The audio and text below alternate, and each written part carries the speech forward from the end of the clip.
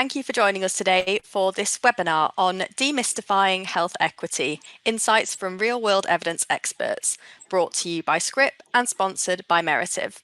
My name is Mari Gerard. I'm a managing editor at Sightline, and I will be your moderator today. Now, before we jump into the discussion today, we have a great lineup of speakers, so I'm going to do a quick round robin and ask them all to briefly introduce themselves. Luke, potentially, can I start with you, please? Yeah, Luke Belanger. I'm on the offering management team for the MarketScan family of databases. I've been on the product side about 3 years now, but prior to that, and still really currently, I've been a health economics and outcomes researcher for 25 plus years. Wonderful, thank you. And Judd, maybe I'll come to you next. Good, Yannick. I'm a principal epidemiologist here at Merative. I've been in the pharmacoepi space for approximately 10 years, and regarding health equity, we focus largely on U.S. service members and veterans, as well as maternal and child health. Thank you. Wonderful. And Brandy? Good afternoon, everyone. My name is Brandy Hodar. I'm a senior healthcare analytic expert here with Merative, and I work with our clients in understanding their claims data and understanding health equity and how they can work with that data together. Lovely. And Jess? Thank you. I'm Jess Paulus. I'm the Vice President of Research at OM1, a health tech real-world data company. I lead a team of epidemiologists and biostatisticians. I have an academic background in disparities research, as well as understanding algorithmic bias in clinical medicine, and really glad to be here today. Lovely. And Rachel? Thank you. My name is Dr. Rachel Hendricks-Stirrup. I'm the Research Director of Real-World Evidence at the Duke Margolis Center for Health Policy, also Chief Data Governance Officer at the National Alliance Against Disparities in Patient Health. A pharmacologist by training for the past couple of decades, starting in the earliest stages in my career. And at the moment, having grown into becoming a health scientist focused on bioethics and also implementation science of precision medicine technologies into clinical practice and research. Happy to be here. Fantastic. Well, thank you all for joining us today. We have an awful lot to get through on what is a very interesting and important topic. So I'll dive right in with the first question. So just a little bit of scene setting to get us started, maybe. So why is health equity so important in this industry today? And Judd, maybe I can come to you first to kickstart the conversation.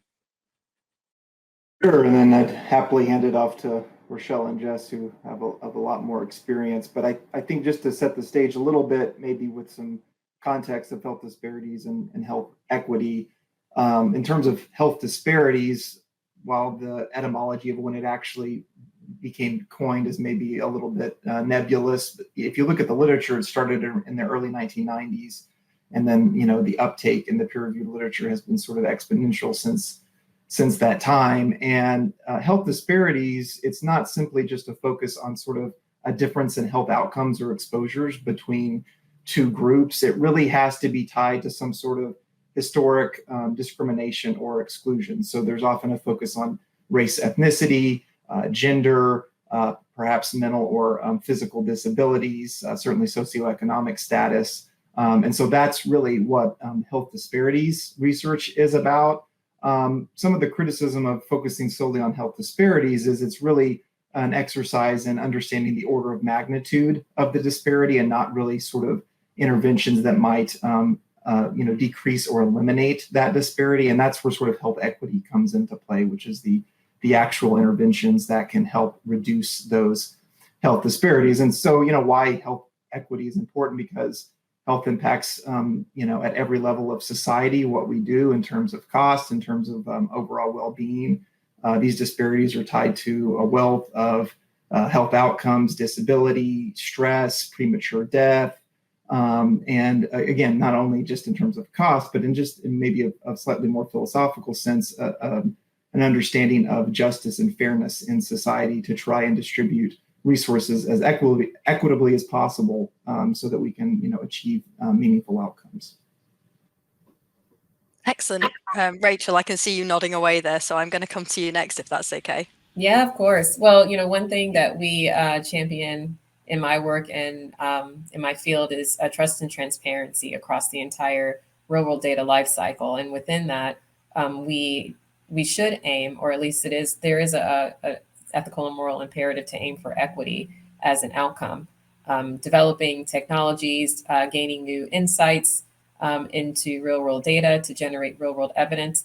Embedding equity into that entire spectrum is critically important to make sure that that we're not just considering how we collect the data or from what sources we allocate data, but also how do we embed within the study design elements of health equity in order to ensure that we have checks and balances in place such that we're not biasing ourselves against, one group versus another simply because there might be a data discrepancy or disparity for groups that are presently or historically marginalized or left out of the data conversation.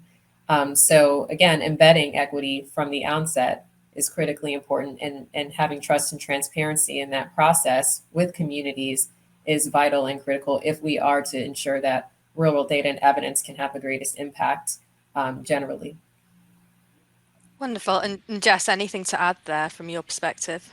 I don't want to minimize the focus on justice, which both Jed and Rochelle mentioned, but I just wanted to add on to that I think doing, real world data-based analyses or clinical research projects full stop that don't take a health equity lens, I think are scientifically less valid, to be totally honest. We know that a lot of social determinants have impacts on outcomes, whether in a predictive sense or even an explanatory sense, that are of the same magnitude as clinical factors.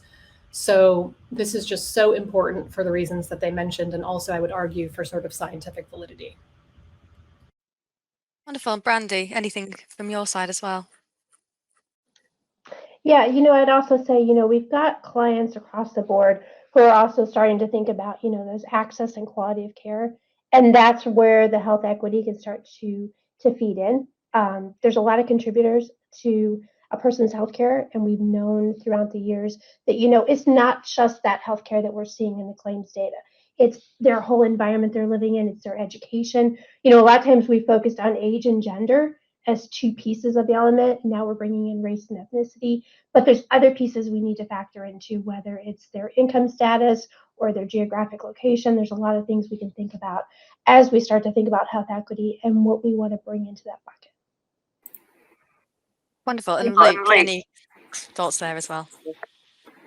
Yeah, sure. Yeah, I'll just add in that, I think that the importance and the focus on health equities, kind of in terms of at least of a basic, kind of exercise also points to information that we're currently missing. There's a lot of sort of, reasons for, sort of the inequities that we see. And it's important that we find out, the source of the inequities in terms of focusing on the health inequalities, types of analyses. In order to find out, for example, at one point, maybe it wasn't known that income was important. I don't know why, but, income wasn't important. We had to kind of find that out through studies where we assessed, sort of equity, sort of healthcare. And so it's always important to kind of keep this going, figure out where sort of new, sort of inequities exist, and, sort of put a focus on that, and any sort of characteristics that are resulting in that we know about and that we can put in, sort of collect as part of databases and surveys and sort of ongoing work. And then having set the scene there, clearly very important for many reasons that you've all discussed. Obviously, this webinar is looking at real world evidence and the role that can play. So maybe we can go into a bit more detail on specifically how health equity might be possible in the United States by leveraging real world evidence. Brandy, I can see you've come off mute, so I'm going to come to you first there. Yeah, absolutely. So as we think about it, claims data or clinical data that we've collected is extremely valuable. It's a lot of rich data. So like Luke just mentioned, was we start to add in other pieces of data. And the nice thing is we can be really flexible. This can be at that person level. It could be at a rooftop level. A lot of our clients are starting to use geographic level to really understand the information about where people live, because that drives how they interact with their community. It drives how they live their lives, and it impacts our health equity ultimately. And we're kind of late to the table. If you think about bringing in other data elements, healthcare has always really stuck to our claims data and our eligibility information and kind of stayed in that realm whereas banking and housing and the finance industry have brought in all these different elements. And I think we are to that point where now within the US, we've got a lot of rich data.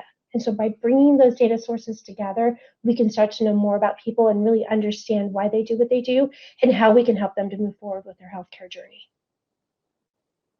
Fantastic. Jess, I saw you nodding. Can I come to you next, maybe?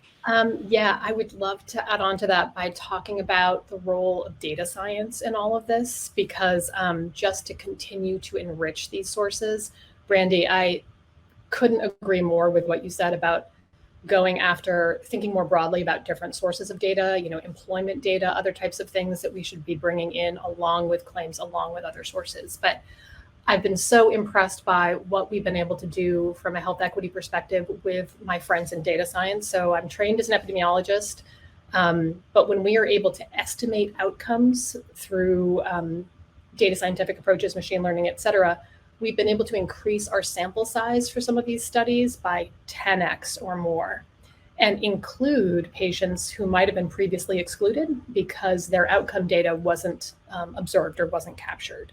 So for me, that's been another angle on this to really keep close, is when we go for some of these sort of newer technologies, can we increase representativeness, generalizability, subgroups of patients who we might not normally be able to understand.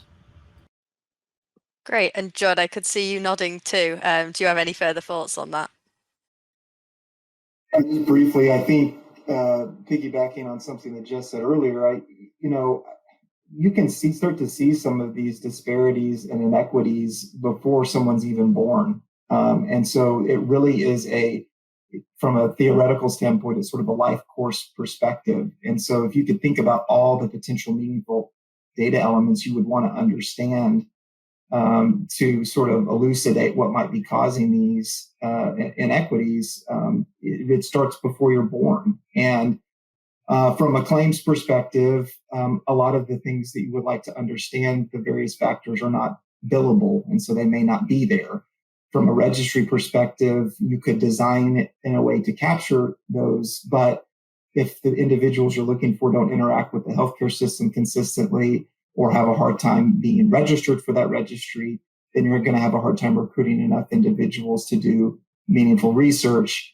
And the techniques that Jess mentions regarding, extraction, electronic health records, et cetera, are growing and evolving, but come along with their own limitations. So you really have to think about what you want to capture, and then also, how to mine all of those different data sources to come up with the most complete, robust data set to answer the questions of interest.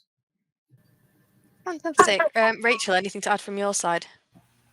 Yeah, I think I completely agree with my colleagues here. And I think even within that process of ensuring that, no data gets left behind or no person gets left behind in a certain data set due to factors such as low healthcare utilization or low rates of reimbursement for certain care that might be withheld by the health system.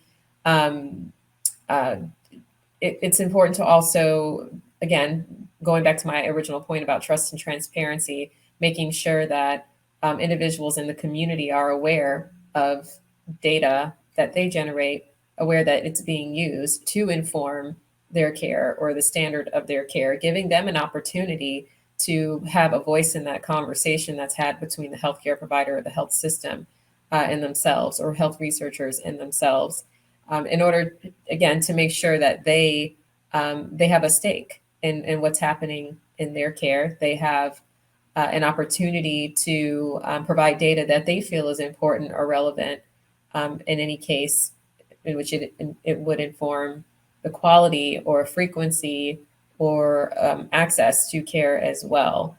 So again, equity doesn't only start with contemplation about the data itself and data sources that are selected in the study design process or the analytical process, but also making sure that the relationship with the data subjects or the person's contributing their data is there as well. Great. And Luke, anything from your side before we move on? Yeah, just real quickly, I do think that there's probably some room in a whatever the structured database the structure of the database is, to bring in some of this information over time. I think we've seen over the years, lots of information brought in. It just needed somewhere to go, in terms of the structure. So we see BMI data through ICD-10 codes now. We see, lots of information that we could never get in claims, across the board. So I think, there's a lot of in EHR data. There's a lot of things structured to LOINC codes now that once were not part of that. You weren't able to get a lot of this clinical information until there was a place to put it. So I think that, I think there's clearly there probably isn't enough room for everything that we need, in this area. But I think there's certainly some room, whether it be administrative claims database, EHR systems, a way to kind of structure some of this data for use for the researchers. Great. And then we're just going to look at a question a bit more specific now. I'm going to ask you to all do some shameless plugging of yourselves and your roles. So specifically, how have you all leveraged your own real-world evidence expertise to promote health equity? Jess, maybe I can start with you on that one. Sure. So, I think one of the ways I've tried to do this is by really making sure we're talking about health equity very early in the design of projects. So from the very concept stage, sometimes this is in business development phases, and making sure that I'm equipped with case studies that really clearly communicate the frankly transformative power of some of these types of analyses when you include a health equity lens in projects. As one example, I do a lot of work in mental health pharmacoepidemiology, and we've looked at different data elements like race, ethnicity, income, credit risk score, which in the United States, at least in this context, these factors have incredibly clinically significant associations, I'll say, with outcomes. They're predictive. They're not necessarily causal. I think later we might have a chance to talk about misinterpretation of some of these analyses and the risks there. But when we're able to demonstrate that these social determinants have, for example, a 2-point impact on PHQ-9 scores, a measure of depression, it's impossible to leave them out of the conversation. So making sure we're able to communicate kind of the value of these analyses for understanding prognosis, burden of disease, as well as treatment responsiveness is in everybody's best interest, both from a kind of justice point of view, a dissemination point of view, and also a scientific point of view. Brilliant. And Rachel, from your side, what have you been doing in the space? Well, I can point to 3 things. At the Duke Margolis Center for Health Policy, we have engagement and also a research portfolio that we're building on the topic of point of care trials. So what does that mean? Essentially leveraging point of care trial approaches within the broader scope of conducting pragmatic trials, such that we are able to bring clinical trials to the point of care. So that also means that we are looking at sort of the less conventional pathways in which individuals receive care, looking outside of the large research health systems or research-driven health systems or academic medical centers that have access to loads of resources to be able to conduct research and provide care, looking at the community centers or the community health clinics that are more in the outskirts and more embedded within communities that may leverage access to electronic health record reporting systems that can feed into larger electronic health record systems that allow us to, again, have those who are perhaps more marginalized within the community to have their data considered in any case study or in any analysis of real world data that would allow us to appropriately, to Jess's point, assign weights to certain measures that they report based on their living situations or socioeconomic circumstances. Another way in which I do this is by also having conversations with members of the community to understand their lived experience. Their lived experiences actually in the healthcare system, within and outside of the healthcare system, such that it it affects their healthcare outcomes that we observe today. So realizing that what they're experiencing is a lot more important than what we're actually studying, taking that into consideration in order to understand what it is exactly that we need to do as researchers and our healthcare providers to ensure that their lived experience is actually reflected in the data. And then lastly, understanding their thoughts on different or how they perceive different forms of real world data being health related. I do a lot of research in that regard to understand how they might perceive risks, how they may or may not perceive risks associated with donating their data for health research purposes. So thinking about geolocation data as one example of that, where in my research that I found, a lot of individuals don't perceive that data to be health related, but recent events, political events, such as the abortion Supreme Court decision on abortion, and also court cases that have been held today where geolocation data was included in the preponderance of evidence in those cases, getting or at least garnering community perspectives about how they perceive the health relatedness of that data and how it might affect their ability to access care or achieve equitable health outcomes. Those are the three ways that come to my mind in my practice. Brilliant. And Brandy, I'm going to come to you next. You mentioned, though, I think it was in the first question about conversations that you have from the Merative side with clients as well. So keen to hear a little bit about how this influences your conversations with customers and other clients as part of your work. Yeah, absolutely. And my work is a little bit different because I do a lot of work with some of the largest employers across the country, some of the largest health plans across the country, government agencies, Medicaid, Medicare. And so a lot of that is getting them to think about health differently. So think about these large national employers. They're designing the health programs for their employees. So getting them to understand that those people sitting at the table designing those health plans are not the people that are using the health plan. So they need to understand the workers from the engineers to the frontline workers so that they can understand what are the needs. If it's a hospital system, understanding, hey, you've got third shift people that may have mental health concerns that can't get into a mental health provider during the hours they're available. So getting the data to speak to these people and getting them to really leverage the data that they already have. And a lot of these companies we work with have that data at their fingertips. So, or by bringing in other data elements such as a social vulnerability index to understand their populations. The biggest struggle we found really is getting people comfortable with the data, because for so long we've taken a lot of these data elements off the table. We didn't want to look at race and ethnicity. So a lot of their legal teams fight them. So getting them comfortable to speak that language and to understand the value that it shows them and what they can really pull out of it and how they can help their populations is really a day-to-day work piece that we really enjoy. Great. And Luke, anything to add there?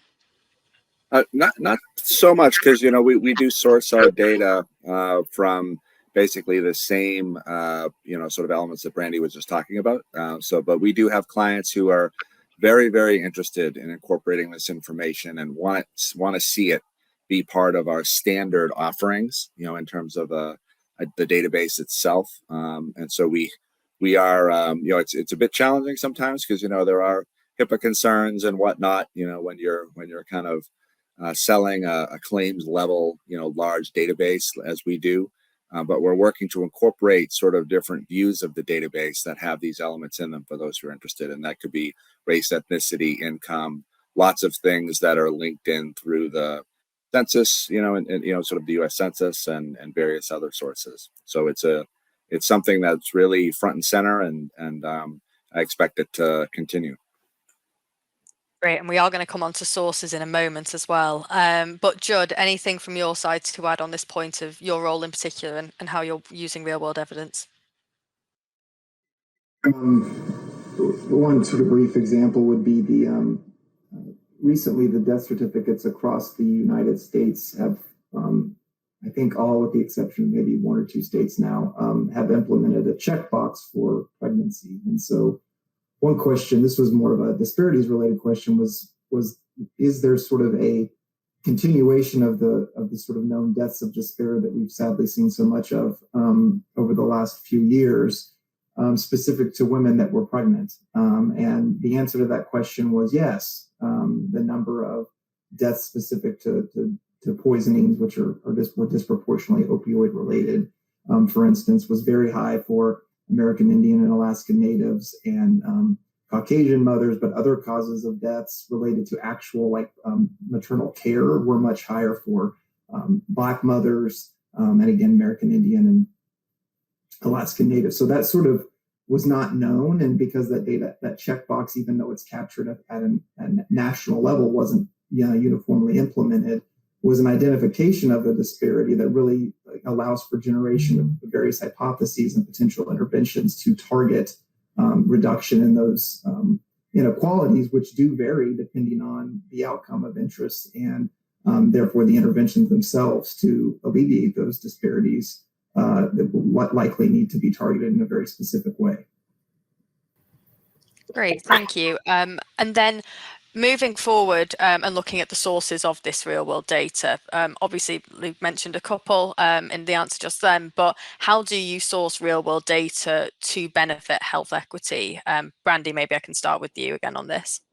Yeah, absolutely. So a lot of our data is sourced, obviously, like Luke mentioned, through the claims process between large employers and health plans. We've also gone into that kind of next step. So bringing in, we've always brought in data that's at that person level. So biometric data, lab data, collecting other data elements, that race and ethnicity that the person assigns, and marks on their sheet. But really, we've gone beyond that now and said, okay, what other data elements are out there? And there's a lot of rich data out there at the geographic level. Like I mentioned earlier, the Social Vulnerability Index is used by a lot of the national health plans to really understand populations and the environments they live. There's other data elements that look at, hazardous waste. How close is that to a house? Or, which houses are further from the supermarket? So there's a lot of things we're starting to think about now that we didn't think about in the past that really have an impact on health. If we want someone to eat healthy and they live extremely far from a supermarket and don't have transportation, it's hard to encourage them that lifestyle that's going to increase their health. The other thing to think about too is as we move forward, we've talked about race and ethnicity. There's a lot of things that are coming down the line, especially from recent, gender identity, legally documented sex, sex assigned at birth, that we're going to start collecting as clients get comfortable with this data that really is going to lead us down that next path of that data science progression. Great. And Jess, I see you nodding. Anything to add as well?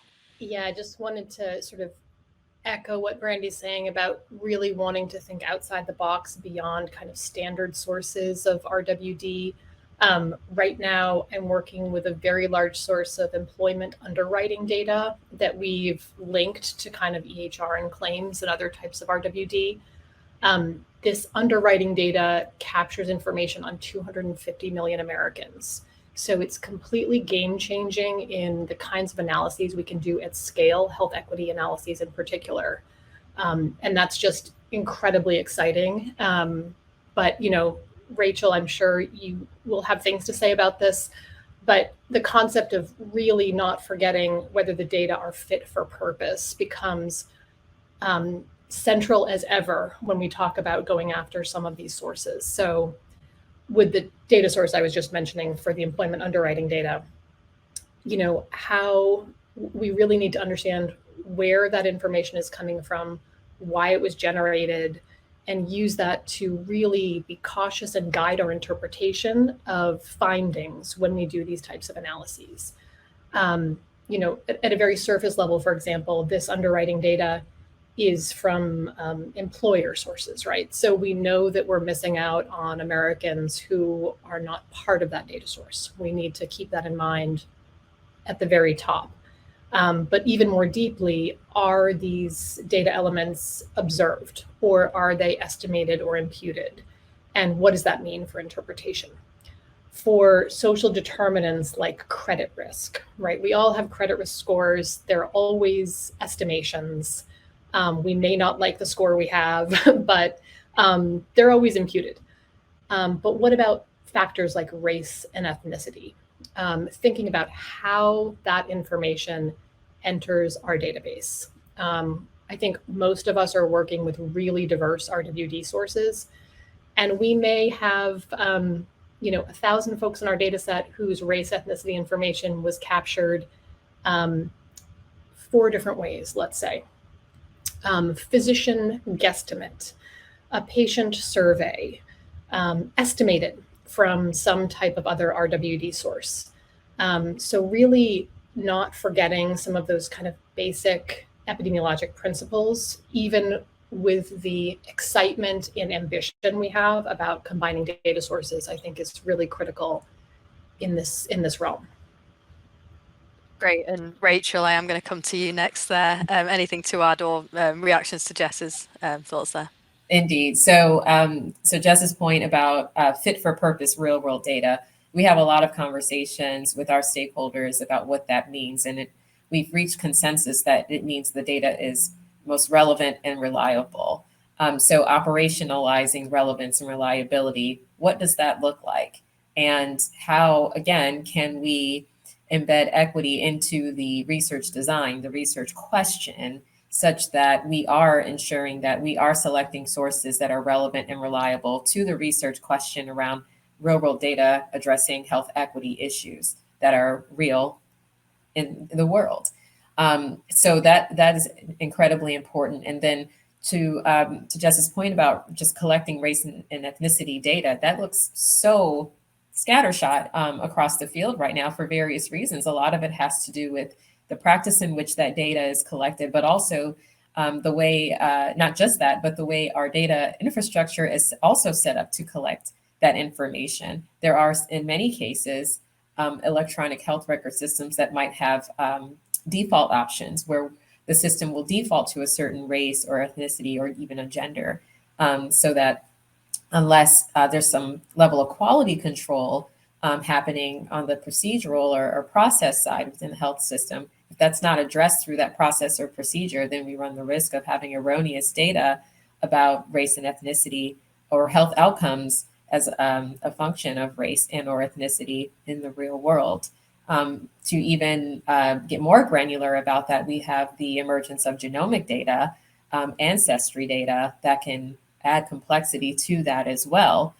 So thinking about race and ethnicity data, ancestry data, considering that as either a covariate or a treatment effect modifier. Again, this goes back to how we structure our research question and research design, and whether or not we're making sure equity is embedded at every step of the way, from our data infrastructure selection to our data selection, our data input, imputing data where it's not there.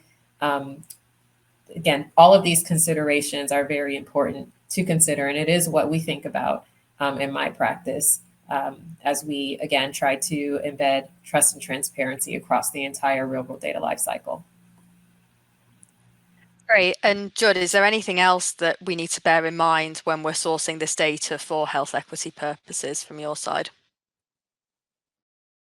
I would just, the main thing I would piggyback on is sort of the framework of which we're trying to understand these questions, and that will help lead to which variables we need to capture. Many of these data elements are, sort of, you could view them as proxies for many other factors. So, just even something as simple as income, which is actually quite complicated to capture longitudinally. It encompasses so many other factors that, might be a more meaningful variance explained in the outcome you're trying to understand, because it can help you lead you towards the interventions that you might want to explore to actually create the equity you're interested in. And, I would have everyone, you could just Google something like Epic's sepsis alert model, which was a clinical prediction model that they implemented because sepsis is particularly difficult to identify, and the earlier you can identify it, the more likely the patient will have a good outcome. But a lot of the data elements, it's a classic data in, data out problem, were not thought through that well. And then they didn't have sort of an ongoing validation and quality control mechanism, which is especially important because things change over time. such as a global pandemic with symptoms from the virus that actually mimic symptoms from sepsis that complicated their prediction model.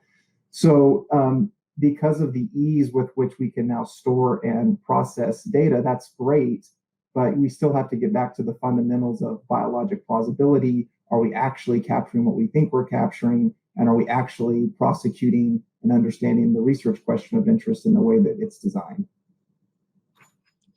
Great. And Luke, any final thoughts from your side on this?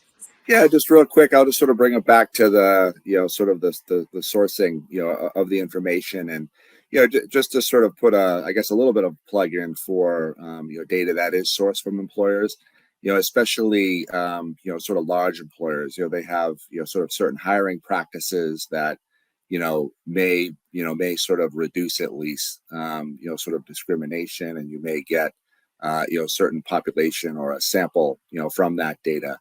That might be sort of valuable to analyze. So I know that's I just adding on to everything else that was said. Wonderful, thank you. And Luke, I'm actually going to stick with you for this next question. So moving on to looking at some of the key factors or considerations for placing a real world evidence project on a successful trajectory, specifically with regards to health equity. Are there any kind of tips and tricks from your side that people should be aware of?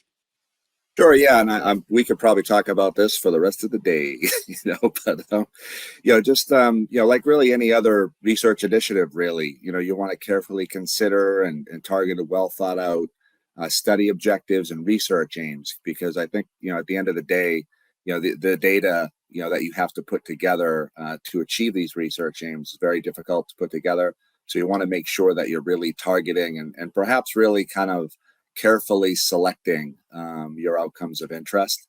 It's very difficult to kind of cast a wide net in this line of research, because again, of all the different characteristics you have to pull in for patients, you'll want to minimize basically the information that you're gathering to come up with the outcomes as well.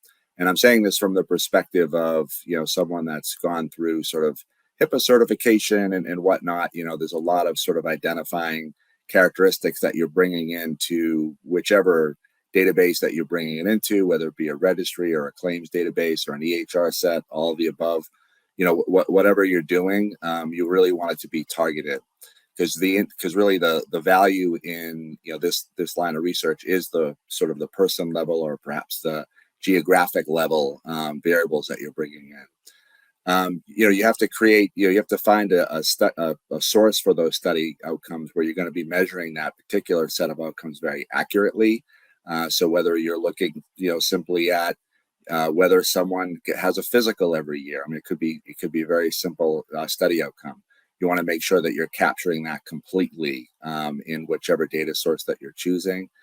And then you really want to really focus on data sources where you're able to link in information, both at or at least the possibility in anyways, both from the patient level, because you want to link in things like race, ethnicity. You want that to be at the patient level. Perhaps you want income to be at a patient level, although, as Judd was saying earlier, perhaps maybe a family income or other types of wealth impacts that you want to bring in there.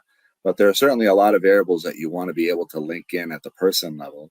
And then there are others that you really want to probably link in at the geographic level, access to care variables. Do you have a sort of a hospital in your 5-digit zip code, for example, just to throw an example out there, access to care type issues, public transportation, things like that.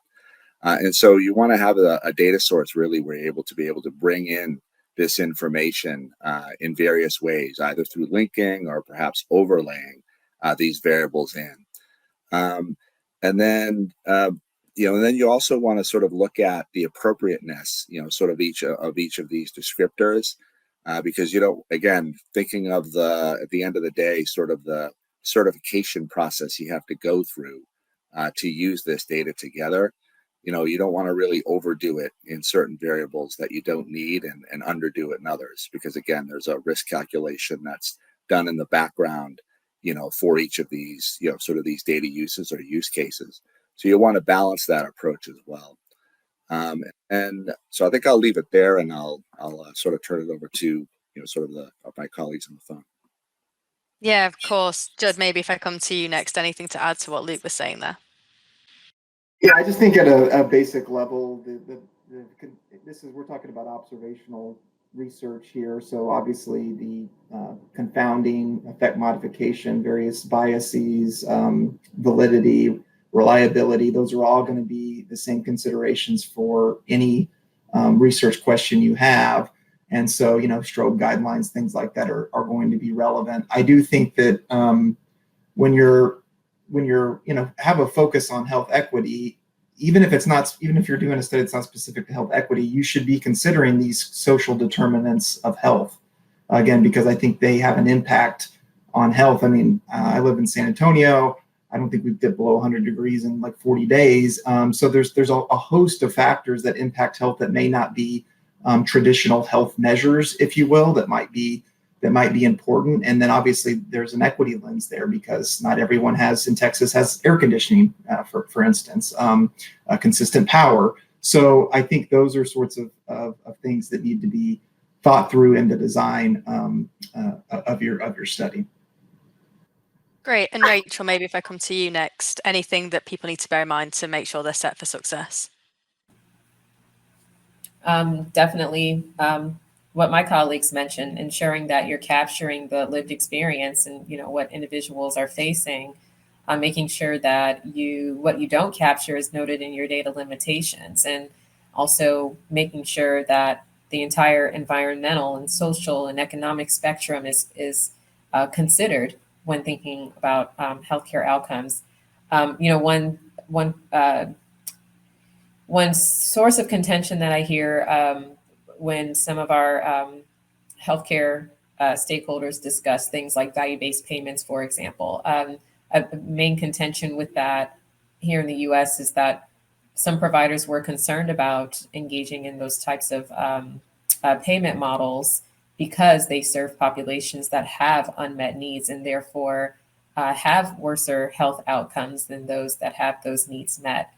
So making sure that we are listening to stakeholders, with those perspectives, making sure that we collect data in a way that allows these healthcare providers to continue to provide care in ways that are equitable and targeted to communities that are traditionally underserved for whatever reason, or presently or historically marginalized, again, such that it renders them to have a lower standard of care or more disparate health outcomes, making sure that the data is reflecting, again, the lived experiences of those individuals such that they aren't penalized for having worse health outcomes based on what the data is showing, but rather making sure that we can empower them rather than penalize them along the way, using the right data metrics, embedding equity from the onset, or at the onset, I should say, in the data analysis process for a given purpose that can help achieve health equity versus penalize people for not having health equity for reasons that they can't control that are embedded within the broader healthcare system. Yeah, brilliant. And Brandy, maybe I can come to you as well. Yeah, it all goes back to the data, and that's what we all keep talking about. But it's also, we've had clients come to us from overseas. So we had a client in Brazil who really wanted to understand health equity. So it's also about thinking about ways to change their structure. So actually they had a client platform where the clients actually called in to engage with them. So it was about changing how they structure the language and how they collect the data up front at that person-to-person engagement. And so we worked with them to think about social determinants of health and what they wanted to capture and how they needed to capture it and format it so that it made the clients, the patients themselves, very comfortable with the data. And then they've got great data because you're bringing it in at the person level, whether we bring it in when the patient engages with the doctor or we use publicly available data, it all goes back to the data. Great. And Jess, any last thoughts that haven't been mentioned yet? I wanted to just kind of underscore something I've heard from Rachel a couple times that she reminded me of. So it's all about the data, as Brandy said, but there is such value in taking a moment to actually incorporate patient or other stakeholder perspectives. I know our projects move often really fast, But the Patient-Centered Outcomes Research Institute in America has really tried to infuse this perspective in research activities across the country. So I was once working on a very technical, methodologically oriented project around predictive modeling and on the value of including protected characteristics like race, ethnicity, and other factors in those models. We convened a patient stakeholder group, and our assumptions as researchers were really challenged down to how race, ethnicity was categorized, which has come up on this call already, how patients self-identified, really challenged how we were thinking about models, how models exist in the world, how these tools are available for clinicians. And that was just so valuable to the integrity of the project. For example, learning that patients over the course of their lifetime identify with different race or ethnic groups. We know that that changes for patients over time. This is not necessarily a static, baked in characteristic. It's just one element that was underscored through the involvement of patients. And so it's tempting for me to really flex my fingers on my keyboard and just think about the data, but to not forget to bring in the right stakeholders to really challenge some of your technical and methodologic assumptions and get it right.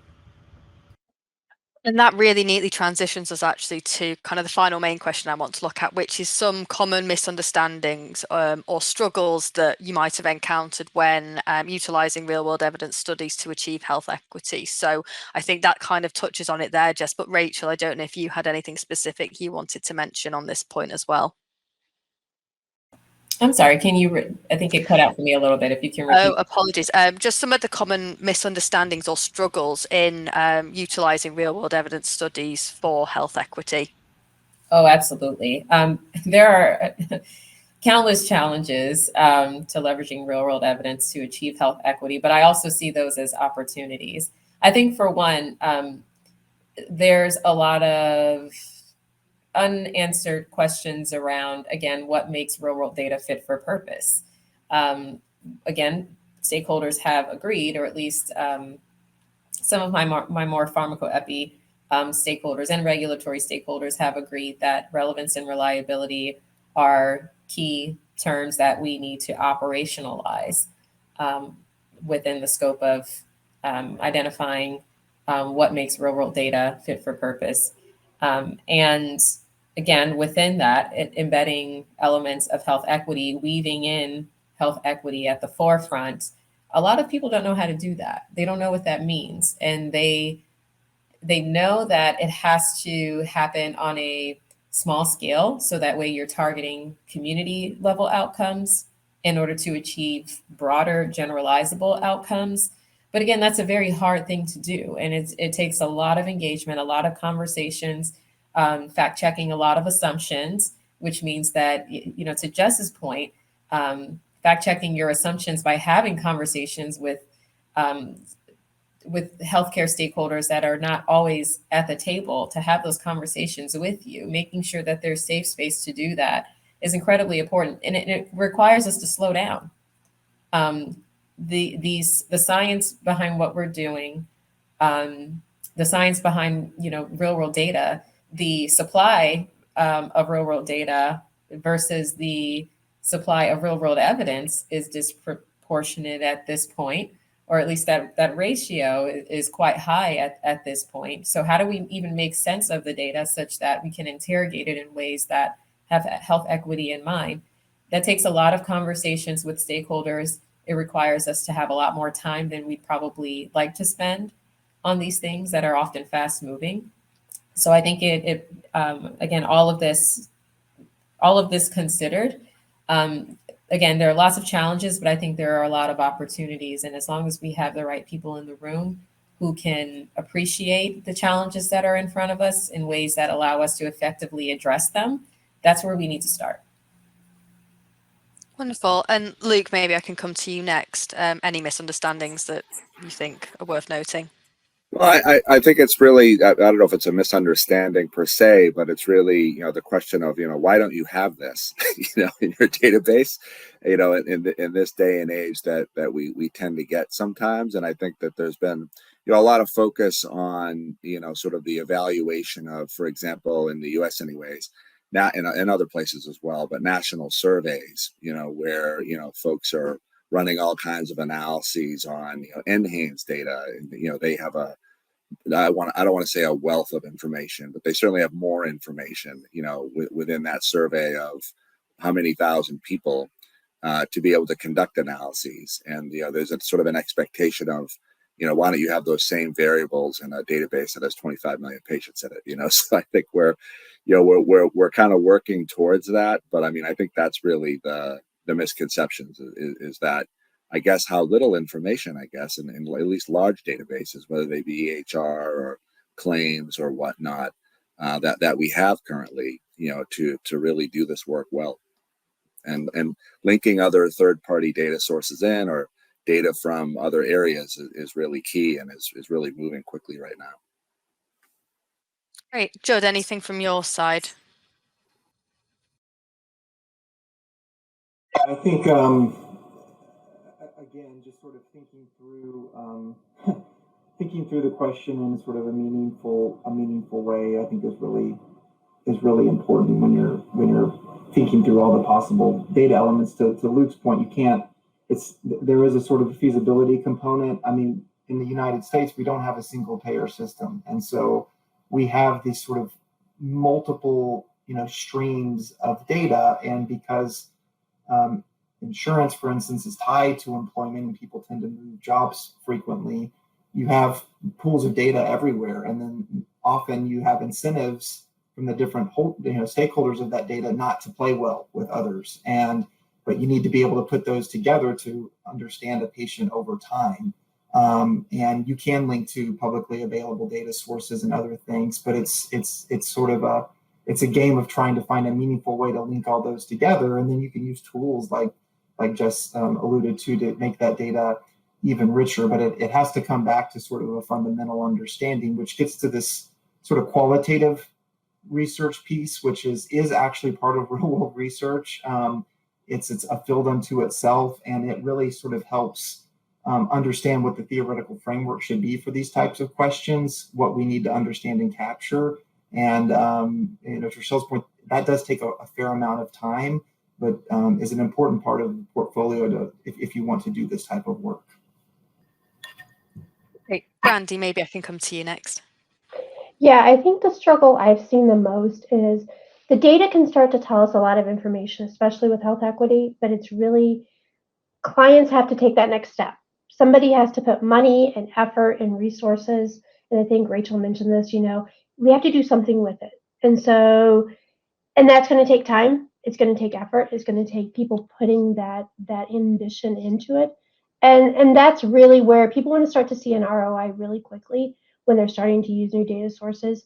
And by understanding that it's not just as easy as hiring, a health equity officer for an employer or something. It's really taking that data, understanding it, and then moving into the next step and putting a process in place. And that's where I've seen a lot of organizations start to struggle. They can tell you exactly what the problem is, but actually moving it forward is the next step. Great. And Jess, anything else that you think is worth mentioning with regards to challenges or struggles? Yeah, I hesitate to bring this up towards the end of this session, but and this is really a challenge, a struggle, a risk, all of the above. But thinking about, frankly, just racism in America. So, when we think about a lot of these analyses we've been talking about, there's sometimes, I think, the risk of confusion about what is causal versus what is association versus what is prediction and more.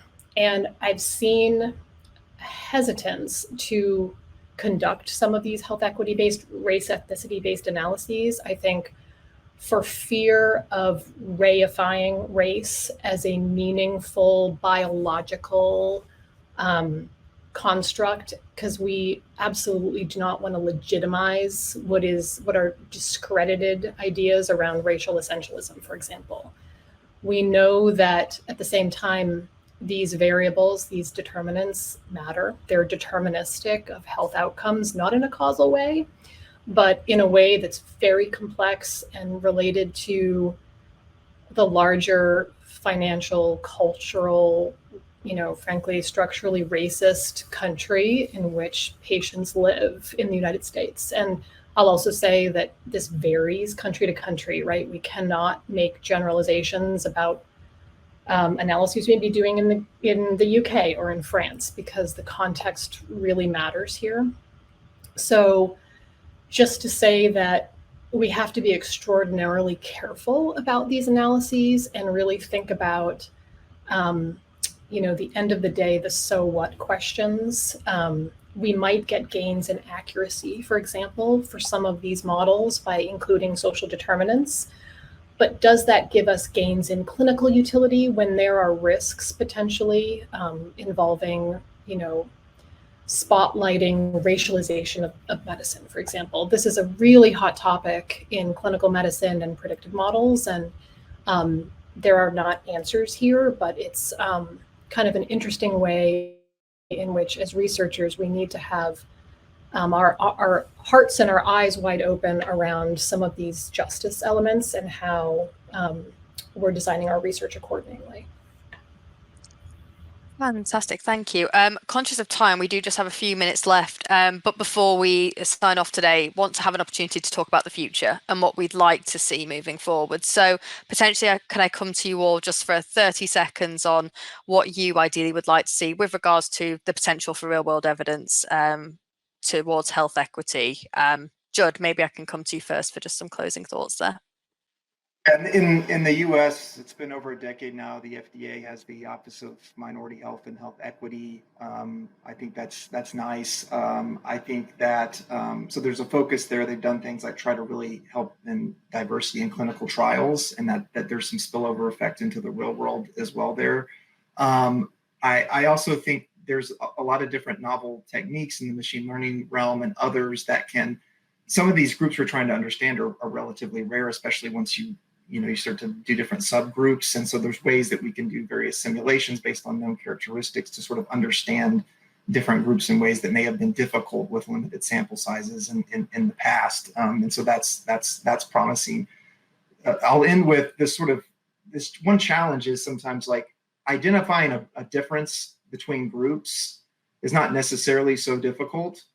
Sort of understanding what causes that difference and how you might go about decreasing the difference is where it can get very, very difficult. And it's often the case, depending on where you're at, maybe in industry, that we found a difference, so we're doing health equity research, and just landing on finding differences and not moving forward from there, I think is a disservice to what we're trying to accomplish. And so I think techniques and ways to go about getting towards the equity piece will be important. Great. Rachel, anything to add there? Absolutely. I think it's incredibly important to move beyond the general narrative around highlighting what's wrong with communities that experience health inequities to moving forward with what do we do about it? How are we thinking about, again, our own assumptions, the infrastructure that we build to collect data, the ways in which we source data or select different sources of data to address a specific research question, down to the research question itself. Are we embedding equity there? I think slowing down to do that, all of those things effectively are incredibly important for the future. Great. Luke, maybe I can come to you next. Just very quickly, because I know we're at time, just really looking forward to, again, seeing some of this information at least structured, in data sources, as I was mentioning earlier, as we've seen in other areas in the past. As this information becomes available, as linking databases become more common, as we're starting to do tracking patients across payers, things like that. I think it would be great to have that, sort of in terms of, doing future research, sort of the improvements of the data sources, to conduct the research, I guess, in summary. And Brandy or Jess, anything to add as well? No, I would just second what Luke says. I think it's really the structured data. And then kind of like Rachel mentioned, focusing it back on the community. There's a lot of structure there within the community. We don't want to forget that. Lovely. And Jess? Yeah, one of the things that I'm really trying to promote is the idea of doing holistic, kind of comprehensive studies in a health equity space. So not doing one variable at a time things anymore. We know that's a false lens, right? We can't think about, health, race, and ethnicity without thinking about financial assets, without thinking about other things at the same time. So looking at a very multivariable approach to all of our work. Wonderful. Well, we are at time there, so unfortunately going to have to bring the conversation to an end, but thank you all so much for participating. It's been a really insightful discussion, and I'm sure our audience will really appreciate the insights that you've shared today. But thank you, Brandy, Jess, Judd, Luke, Rachel, for participating today, and thank you to our sponsor, Merative, for making this whole event possible. On behalf of Sightline and Merative, we hope you all have a great remainder of the day, and thank you very much for tuning in today.